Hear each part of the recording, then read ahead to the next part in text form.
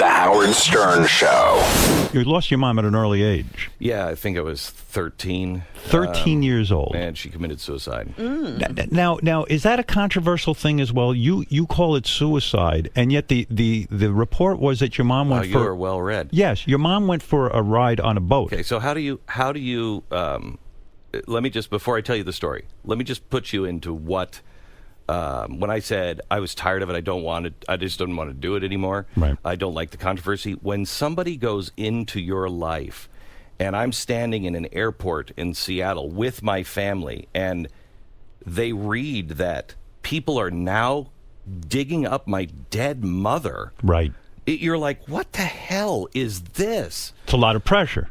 It's What not has that just got to pressure, do it's with just today? Like, what does that Yeah. have to do? Don't attack my family, for the love of Pete. My family was like, now mom is involved in this? But I mean, it's Pete, crazy. but you understand too. It's a double-edged sword. Once you decide to go into show No, I know. business, and once you decide to be out there, people are interested in you, and they're and I But bring can it you up can because you not give people the benefit of the doubt? Like, for instance, when Bill Maher was taken off of ABC for politically incorrect, for saying something Right. politically incorrect, I was the conservative that was on the radio saying, "What the hell is wrong with you?" right, because you know that if he gets taken off, you're going to get taken Yes. off too. You're in the same boat as the guy, Right. Yeah. And then beyond that, it doesn't make any sense. How stupid do you have to be? The show's called Politically Incorrect. Can you not have an opinion? So, Glenn, when people ask you about your life and they ask about what the circumstance of your mom's death, I know I ask about it because I see it as someone who overcame something. I'm curious how you overcame it, but I don't see it as a challenge. Why do you see it as a challenge if somebody says to you, gee, what was the circumstances of your Because that wasn't the intent. The intent was to attack you. If you say to me, and I'll tell you the story, if you say to me, that's just a normal conversation. If a reporter goes in and starts digging up and the headline is, Glenn Beck lies about his mother's death, come on, man. So let me tell you the story. Yeah, what happened? So my mom was an alcoholic. I didn't really figure out that she was an alcoholic. Just before she died, I started putting a line on the vodka bottles to You were see starting what to was going on. figure it I was out. starting to figure it out. I'm Yeah. like, okay, mom is really sick here. And your parents were divorced at this point, right? Yeah, she got divorced because she was moving away from a doctor that was, this is 70s, and so everybody was on prescription something. Yeah. And so she wanted to get off of those. She moved away, and then she just got onto alcohol. She started dating a guy who was an old retired Navy captain, and he was hard drinking, hard living. He was abusing her, and the first test of manhood was he went to hit her in front of me, and I'm a wimp, man. I am not a fighter at all. Yeah. And jumped up in between the two and kicked him out, and then At 13, you were able to do that? yeah, he didn't hit. He reared back, and I jumped up and in between them, and I said, "Get out!" Right. And he, kind of clenched and then left. Well, that was pretty brave of you.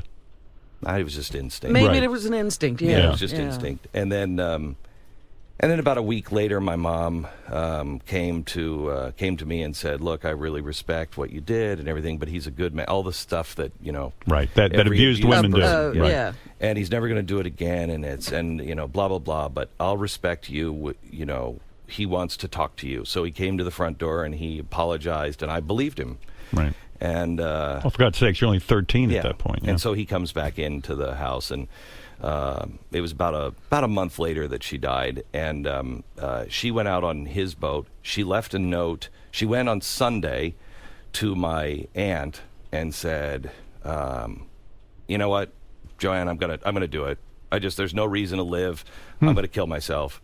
And my aunt said, "You know what, Mary?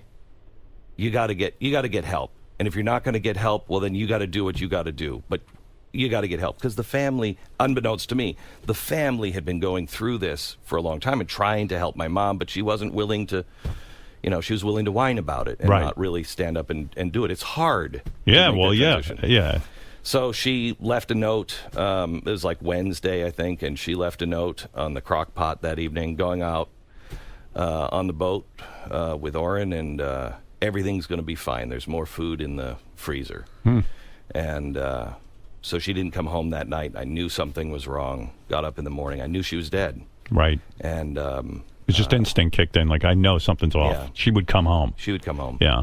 And so they found her, and the circumstances. I mean, you could claim that my father claimed that it was not suicide until about 5 years before his death.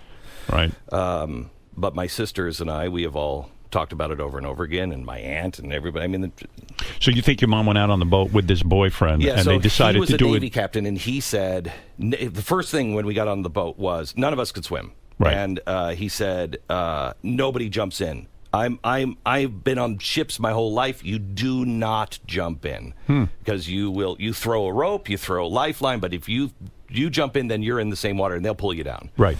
So she was on the boat, and her stuff was kind of like her shoes and stuff were right by the boat, right by the edge.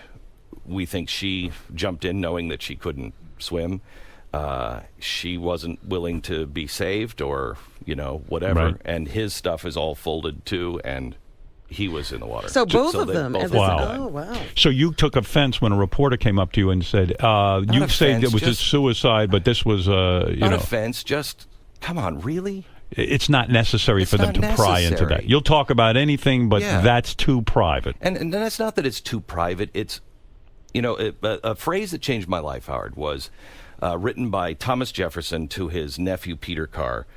Peter, his mother had died, his father gets sick, and so Peter's father comes to Thomas and says, Thomas, you're the smartest man I know. Please oversee the education of my son when it comes time. So he does. Peter's family dies, and Peter, I think, is 13 or 15 years old.